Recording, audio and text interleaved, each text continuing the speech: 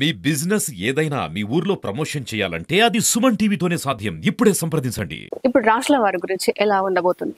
అలాగే ఈ యొక్క క్రోధినామ సంవత్సర ప్రకారంగా ద్వాదశ రాశుల వారికి యొక్క ప్రభావితం ఎలా ఉంది అని అనుకుంటే వారి యొక్క ఫలితాంశ విధానాన్ని ఒక్కొక్కటిగా మనము ఈ 12 రాశుల యొక్క ఫలితాలు వాళ్ళు ఏ విధమైనటువంటి పరిహారం చేసుకుంటూ వాటికి సంబంధించినటువంటి ఫలితాంశం ఈ సంవత్సరంలో ఎలా ఉన్నాయి, వారికి ఆదాయ వ్యవహారాలు ఎలా ఉన్నాయి, వారి విధమైనటువంటి సంవత్సరంలో ఏ విధమైనటువంటి ప్రతికూల ఫలితాలు అనుభవిస్తారు, అనుకూల ఫలితాలు ఎలా ఉంటాయి అనేటువంటి విధానాన్ని మనము ఈ రోజు ఈ యొక్క క్రోధినామ సంవత్సర యొక్క ద్వాదశ రాశుల యొక్క ఫలితాంశాలను మనం వినడం జరుగుతుంది.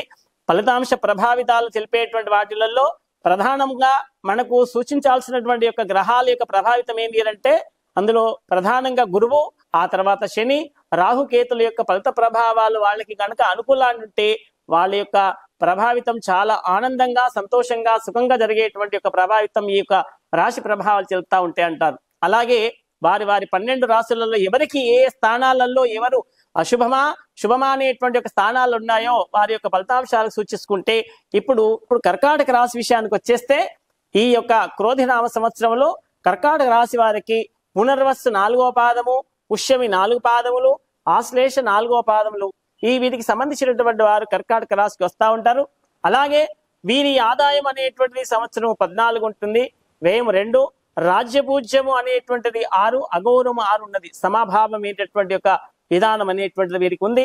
ఈ సంవత్సరం మాత్రం వీరికి గురుడు అనేటువంటిది ఇప్పుడు ప్రధానం అనేటువంటి జరుగుతున్నటువంటి గురువు అనేటువంటిది భవిష్యత్తు అనేటువంటిది 1/5/2024 మేషరాశిలో ఆ దశమ స్థానములో అశుభడవడం వలన వీరికి ఆ ధాన్యము నష్టము, ధన నష్టము, ఆ తర్వాత వృధా భ్రమణము అనేటువంటిది బంధుజనులతోటి దూషించడము, వాటి వల్ల చెడు ఫలితాలు కలిగేటువంటి అవకాశాలు ఎక్కువ శాతం అనేటువంటివి ఉన్నాయి.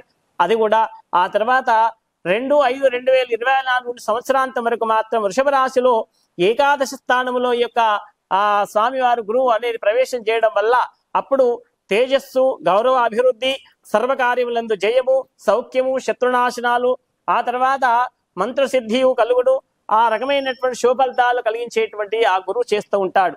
అలాగే శని కూడా సప్తాది ఆ అర్ధాది శని సంవత్సరం సంవత్సరం కుంభరాశిలో అష్టమ స్థానంలో అశుభడవడం వలన ప్రయత్న కార్యాలన్నీ భంగము కలుగుడా, రోగము, ధన నష్టము, బంధుమిత్రులతోటి విరోధము, ఆ తర్వాత ప్రాణభయం కలిగేటువంటి అవకాశాలు ఎక్కువ శాతం ఉన్నాయి.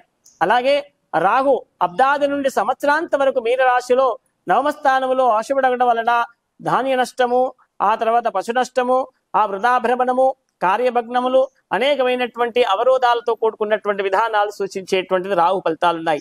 అలాగే కేతు యొక్క ఫలితాంశానికి వచ్చేస్తే అబ్దాది నుండి సంవత్సరాంతం వరకు కన్యారాశిలో అనగా 3వ స్థానంలో శుభస్థానాలు ఉండేటువంటి వాటి వల్ల శరీరం యొక్క బలము కలిగి పుష్టి, ఆరోగ్యము, కీర్తి, ఆ తర్వాత ధనలాభము, సౌఖ్యము, ఆ మాటలకు అనుకూలమైనటువంటి ఫలితము, సర్వత్రా అనుకూలమైనటువంటి ఫలితాన్ని సూచించేటువంటిది ఈ కర్కాటక రాశి వారికి ఈ సంవత్సరం క్రోధినామ ఫలితం సూచిస్తా ఉంది.